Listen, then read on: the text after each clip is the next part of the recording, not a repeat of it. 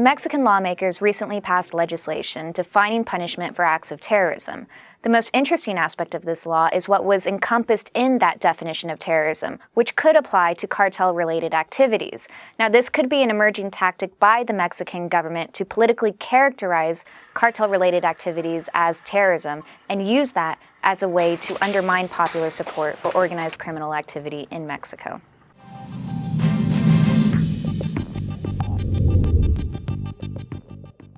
There are some very clear distinctions between organized crime and terrorism.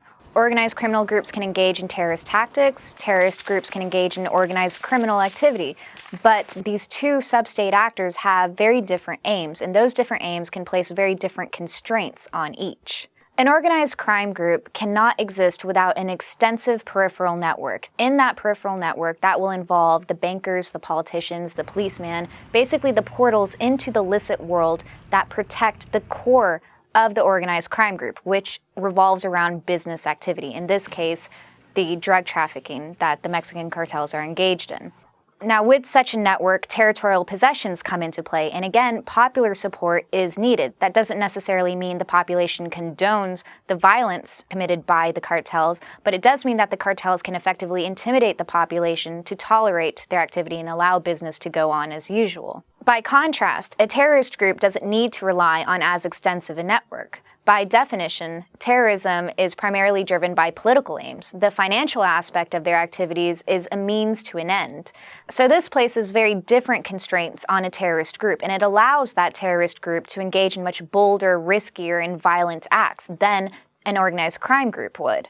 What's important about a terrorist act is that it's used to draw attention to their political objective. Essentially, terrorism is theater.